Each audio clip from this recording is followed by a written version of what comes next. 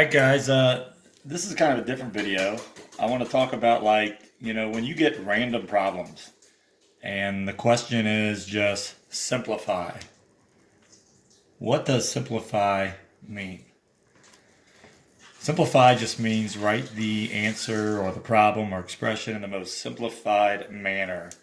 Like, for example, if you went to the grocery store and you bought something for $5.27, and then there was another item for $2.03, your cash register lady would not say, hey, that's $5.27 and $2.03.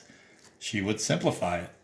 She would say that's $7.30. That's an easier way to communicate the final answer or the price at the grocery store.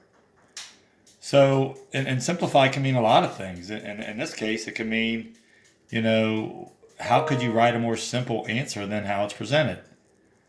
And every one of these are presented a little bit differently. This first example I'll call 1 is 8x times this big expression. And when you see that written and you just hear simplify, you got to think, well, what would it mean to simplify? And in this case, it means multiply. So 8 times 3 is 24. X times x squared is x cubed. So I've taken care of that. Now I'm going to go 8x times plus 4x, and that'll be 32x squared, because x times x is x squared. And finally, 8x times negative 1 is just negative 8x. And because I got an x cubed, an x squared, and an x to the first power, they cannot go together, because you can only add or subtract terms that have the same variable, same exponent. So that's done. You simplified it. There's nothing else you can do.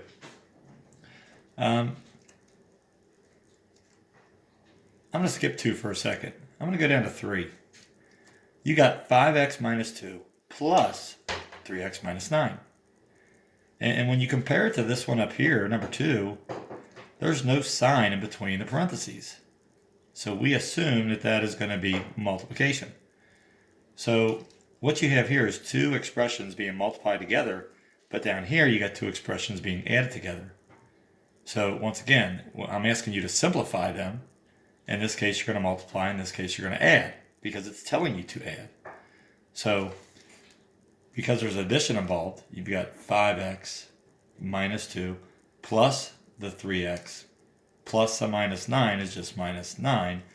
And 5x and 3x is 8x. And negative 2 minus 9 is negative 11. And you're done. There's nothing else you can do. Now, when I go back to the other expression, I'll agree that this expression and that expression look so close. I'd have to argue that if you saw 5 plus 3 and 5 times 3, don't those look close? They look like each other. But you know that 5 plus 3 is 8, and 5 times 3 is 15. So they look alike, but you get 2 different results. These 2 things kind of look alike, but that's going to be addition, that's going to be subtraction. So 8x times the x is 8x squared. 8x times positive 3 is 24x. Now I'm going to go to my next term. Negative 2 times x is negative 2x. And negative 2 times 3 is negative 6. I can combine that because that's x to the first power. So my final answer is 8x squared plus 22x,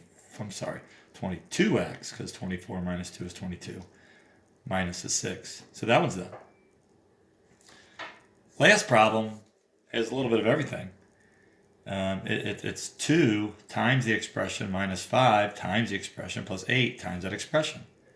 So you have a little bit of distributive property, and you have a little bit of just a subtraction and addition problem in the same problem. So remember, order of operation says multiply before adding and subtracting. So 2 times 3x is 6x, and 2 times 2 is plus 4. I go to the next piece. Negative 5 times x is negative 5x. Negative 5 times negative 2 is plus 10, because 2 negatives is a positive. And 8 times x is plus 8x, and 8 times negative 1 is minus 8. Then I go through and I'm going to find all my x values. 6x minus 5x is x, plus 8x is 9x, and 4 plus 10 is 14, minus 8 is 6.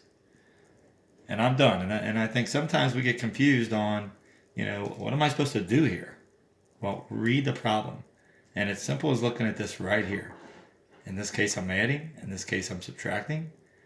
In this case, I'm distributing the 8x through, which is multiplication. In this case, I'm going to multiply the two binomials, which I could use the box method, or basically I kind of use a quick FOIL method. Or here, just adding up like terms. And this last one I'll call problem number 4. You got a little bit of distributive property, and then you're going to add and subtract and combine like terms. So just something there to help you out.